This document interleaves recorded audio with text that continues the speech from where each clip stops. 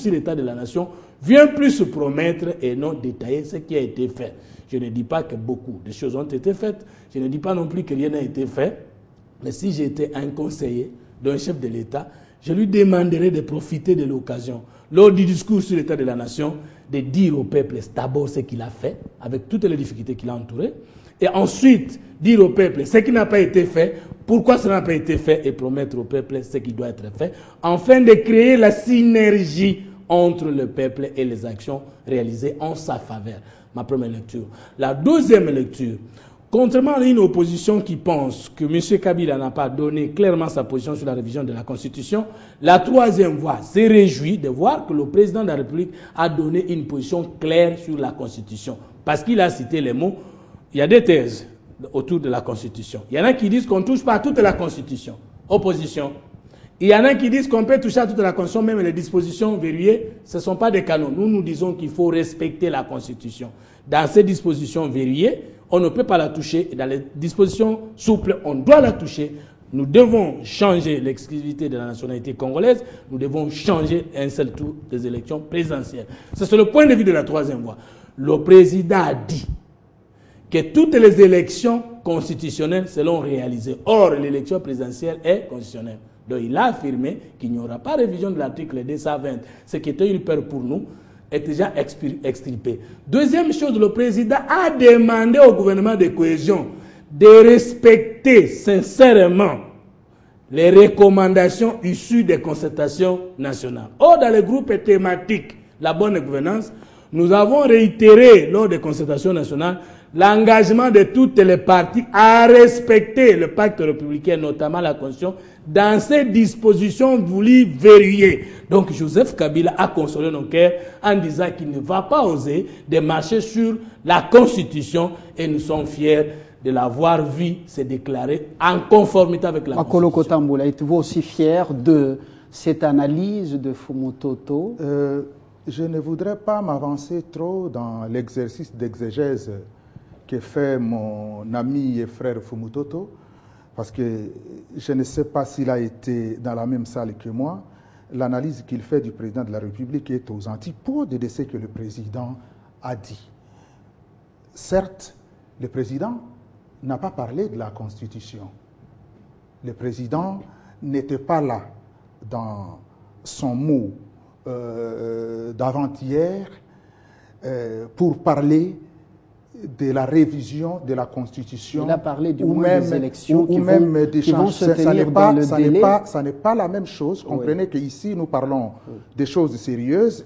Évitons de faire de l'amalgame. Si les gens ont entendu le président de la République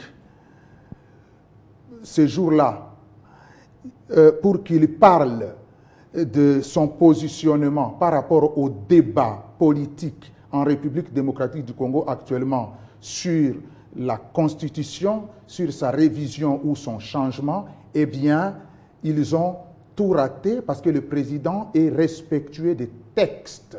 Le temps n'est pas encore venu pour lui de dire l'une ou l'autre chose s'agissant de cette question-là.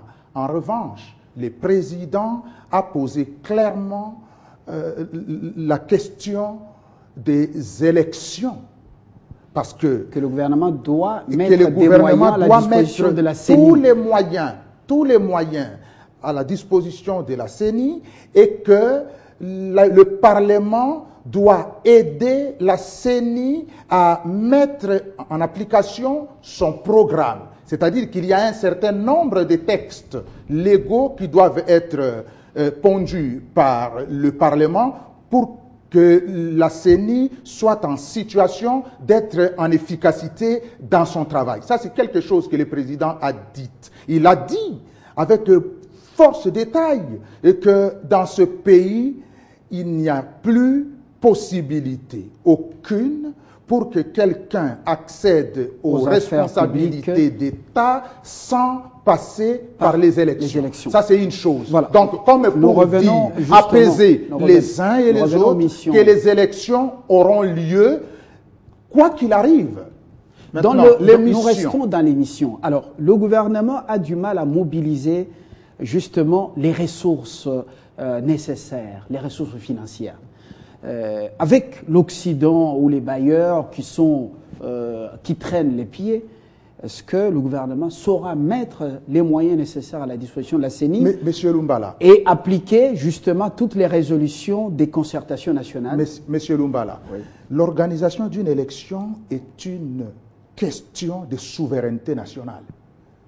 Il faut que le gouvernement qui est mis en place, et c'est pour ça que le président de la République l'a dit fortement, il faut que le gouvernement qui est mis en place nous trouve de l'argent, et il y a moyen de le trouver, et que cet argent serve à la réalisation de tout ce qui est nécessaire pour l'organisation des élections. Nous ne sommes plus dans la situation de tout entendre des autres. Comme État souverain, nous devons nous mettre en situation de tout régler nous-mêmes. Si les amis veulent nous aider, qu'ils nous aident, mais que l'aide des amis ne soit pas une occasion de chantage. Et pour ça, nous sommes derrière le président de la République comme pour dire, amis, amenez-nous ce que vous avez, sinon, restez en place, nous vous respecterons en tant qu'amis, mais nous ferons des choses ici, en République démocratique du Congo, avec nos moyens propres. Fumutoto, les résolutions des concertations nationales sont légion. Le gouvernement Matata II en mesure de les appliquer toutes ou en grande partie, avec quels moyens, la mission difficile ou impossible? Rien n'est impossible, mais cette fois-ci pas à l'homme qui croit, parce que la politique n'est pas l'Église. Rien n'est impossible cette fois-ci à l'homme qui voit, parce qu'en politique, on ne peut rien faire sans vision. Ensuite, à l'homme qui a projeté, parce que la vision est suivie du projet de société. Enfin, de l'homme qui a tout programmé. Mais vous pouvez avoir vu, projeter, programmer mes compétences, moralité, exigences indispensables pour que les choses changent. Je ne discute pas de la moralité des autres sur le plateau. Je pense que les Congolais sont capables de changer. Mais au moins les Congolais qui ont géré le pays depuis 1960 jusqu'à ces gouvernements destitués n'ont pas sauvé notre peuple. Le peuple est resté en train de pleurer. Je ne condamne pas cette équipe, je ne qualifie pas cette équipe d'incapable. Non, si nous prenons conscience, nous pouvons donner le meilleur de nous-mêmes à notre peuple. Si nous prenons conscience, et ce n'est pas tard, ça ne sera pas un miracle, ça sera un engagement citoyen. Nous pouvons le faire, nous allons le faire et nous pouvons réaliser au-delà de toute attente. Qu'est-ce que vous attendez? Ce que j'attends, c'est que j'ai été aux concertations et que j'ai souffert dans la communication, dans la promotion de ces concertations et que finalement, ces concertations ont accouché un gouvernement de cohésion nationale. La première préoccupation, c'est consolider la cohésion entre tous ceux qui sont maintenant au gouvernement. Accepter de ne se plus regarder comme opposants, adversaires. Hier, est-ce que cela est possible? Oui, c'est possible si nous aimons le Congo. Deuxième préoccupation, il y a des aigris. Vous avez entendu parler, alors que nous sommes dans la logique d'indignation. Il y en a qui viennent encore dire les Sankour ne s'est pas retrouvé. Alors que moi, je suis du Sankour, je ne peux pas prononcer ce discours dans le cas d'indignation. Les Bas-Congolais ne s'est pas retrouvé, mais ça fait beaucoup de temps que vos provinces se retrouvent. Mais notre peuple ne s'est jamais retrouvé. On aurait pu dire, on n'a pas tenu compte de telles compétences. Je suis d'accord parce que c'est la logique de la nation. On n'a pas pris telle catégorie idéologique ou tel groupe. Vous avez encore entendu les gens passer. Ils ont dit, mais dans l'opposition, mais où est la portion de l'opposition extra-parlementaire qui figure dans les recommandations du chef de l'État? Chers compatriotes, je voudrais vous dire ceci. Qu'aucun gouvernement ne peut permettre, ne peut contenir toutes les langues du pays. Qu'il n'est même pas nécessaire de parler de la représentativité nationale si nous étions déjà matures. Mais parce que c'est la constitutionnelle, c'est aussi rigoureux. Mais je pense que dans tout ce que nous allons faire, ce qui compte, c'est d'abord la prise du vouloir. Est-ce que nous voulons faire quelque chose pour notre peuple? 2. Est-ce que nous savons faire quelque chose pour notre peuple? 3. Est-ce que nous sommes unis pour le faire? Si nous pouvons réaliser ces histoires, l'argent c'est rien. Un gouvernement responsable, sincère, ne peut plus continuer à passer à la place publique pour dire aux gens, on n'a pas l'argent. L'argent ne s'est pas créé, c'est l'intelligence qui crée l'argent. C'est parfait votre discours. Je sentis en vous un prédicateur de l'initiation à la nouvelle citoyenneté. Marcel, on termine avec vous, un peu de mots. C'est vrai que... Pratiquement, vous parlez le même langage. Je vous sens que vous êtes dans cette cohésion. Fumutoto et Makolo. Très bien. Majorité et opposition. Je partage un certain nombre de choses qu'il a dites, mais ce que je vais lui dire, pour terminer, c'est que la vie politique, comme la vie tout court, est une compétition de foi. Peu importe ce à quoi on croit.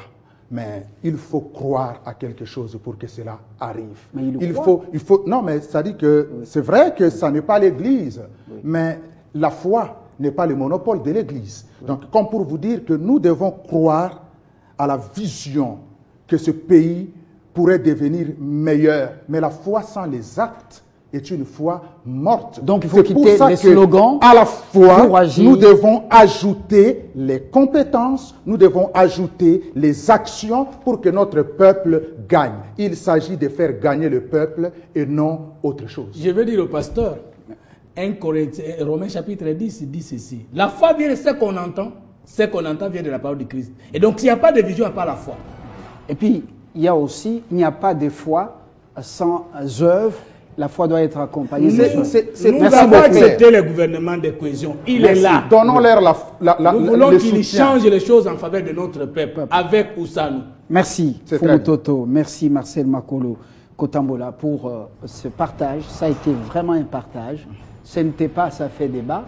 Il n'y avait pas le camp des gagnants et des perdants, le camp des dieux et du diable, mais c'était la nation congolaise au cœur de ce partage.